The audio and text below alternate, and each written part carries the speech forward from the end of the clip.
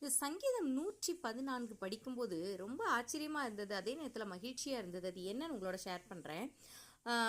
Sam's 114 verse 1ல பார்த்தோன்னா, இஸ்ரவேல் எகிப்திலும் யாக்கோபின் குடும்பம் அந்நிய பாஷைக்காரரான ஜனத்திலும் இருந்து புறப்பட்ட போது, அதாவது இஸ்ரேலைட்ஸ் ஈஜிப்ட்ல இருந்து அவங்க கிளம்பி வர்றாங்க. அப்போ என்ன ஆகுதுன்னா, அந்த 3rd verse வாங்க, கடல் கண்டு விலகி ஓடிற்று, அந்த செங்கடல் இரண்டாக பிரிந்தது, யோர்தான் பின்னிட்டு திரும்பினது. இந்த அற்புதங்கள்லாம் நடந்துச்சு. மலைகள் ஆட்டுக்கடாக்களைப் போலவும் குன்றுகள் ஆட்டுக்குட்டிகளைப் போலவும் துள்ளினது. இது கவிதை நயமா எழுதியிருக்கிறாங்க.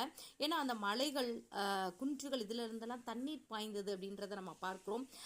அப்படிப்பட்ட அநேக அற்புதங்களை ஆண்டவர் செய்தார். கடலே நீ விலகி ஓடுகிறதற்கும், யோர்தானி நீ பின்னிட்டு திரும்புகிறதற்கும், மலைகளை நீங்கள் ஆட்டுக்கடாக்களைப் போலவும் குன்றுகளை நீங்கள் ஆட்டுக்குட்டிகளைப் போலவும் துள்ளுகிறதற்கும் உங்களுக்கு என்ன வந்தது? ஏன் இப்படியெல்லாம் நீங்கள் பண்ணுறீங்க அப்படின்னு சொல்கிறாரு. அப்போது அது என்னன்னா, ரீசன் என்னன்னா, ஆன்சர் என்னன்னா, பூமியை நீ ஆண்டவருக்கு முன்பாகவும் யாக்கோபுடைய தேவனுக்கு முன்பாகவும் அதிரு. அப்போது அவர் பூமியையும் வானத்தையும் உண்டாக்கினவர். அந்த ஆண்டவருக்கு முன்பாக, அந்த எஜமானுக்கு முன்பாக அவருடைய கிரியேஷன்ஸ் எல்லாம் அதிருது இல்லை. அவர் கண்மலையை தண்ணீர் தடாகமாகவும் கற்பாறையை நீரூற்றுகளாகவும் மாற்றுகிறார். அந்த பொல்லாத வனாந்திரத்தில் வந்த அந்த ஜனங்களுக்கு தண்ணீர், சாப்பாடு, ட்ரெஸ்ஸு எந்த ஒரு குறைவுமே இல்லை. பார்த்தீங்களா? இங்கே கூட அந்த டெசர்ட் பற்றி சொல்லப்பட்டிருக்கிறது. உபாகமம் சாப்டர் 9ல் சொல்லப்பட்டிருக்கிறது. கொள்ளிவாய் சர்ப்பங்களும் தேள்களும் தண்ணீர் இல்லாத வறட்சியும் பயங்கரமுமான பெரிய வனாந்திர வழியாய் உன்னை அழைத்து வந்தவரும் உனக்காக பாறையான கண்மலையில் இருந்து தண்ணீர் புறப்பட பண்ணினவரும் அப்படின்னு சொல்லிட்டு வருது.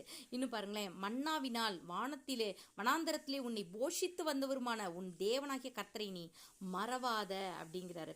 அப்போ போகிற பாதைகள் கொள்ளிவாய் சர்ப்பங்களும் தண்ணீர் இல்லாத வனாந்தரமும் வேதனையும் நிறைந்த இடம்தான். ஆனால் யாக்கோபின் தேவன், நம்மை உண்டாக்கின கர்த்தர் நம்ம கூட இருக்கும்போது நான் அந்த பிரச்சனைகள் எல்லாம் ஒன்றுமில்லாமல் போகும். பார்த்தீங்களா? எல்லாமே தவிடு பொடியாயிற்றுன்னு சொல்லி நம்ம பார்க்கிறோம்.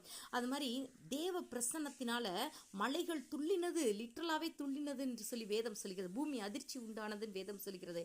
ஏன்னா ஒரு பழமொழி சொல்வாங்கள்ல, யானை வரும் பின்னே மணி ஓசை வரும் முன்னேன்ற மாதிரி யாக்கோபின் மக்கள் பின்னாடி வர்றாங்க, ஆனால் யாக்கோபின் தேவன் முன்னாடி வந்தார். என் சமூகம் உனக்கு முன்பாக செல்லும்னு சொல்லிட்டு இன்றும் கூட நம்ம அந்த தேவனை, ஆபிரகாமின் தேவன், ஈசாக்கின் தேவன், யாக்கோபின் தேவன் என்னுடைய தேவன் சொல்லிட்டு ஆண்டவராகிய இயேசு கிறிஸ்துவை நாம் நம்முடைய இரட்சகராக ஏற்றுக்கொண்டோமானால் நமக்கு முன்பாக இருக்கிற கொள்ளிவாய் சர்ப்பங்கள், இருக்கிற வனாந்திரங்களும் பிரச்சனைகளும் பாடுகளும் ஒன்றுமில்லாமல் போகுங்க. எஸ் எஸ் எஸ் பூமி ஆண்டவருக்கு முன்பாக, யாக்கோபுடைய தேவனுக்கு முன்பாக அதிரும். God bless you.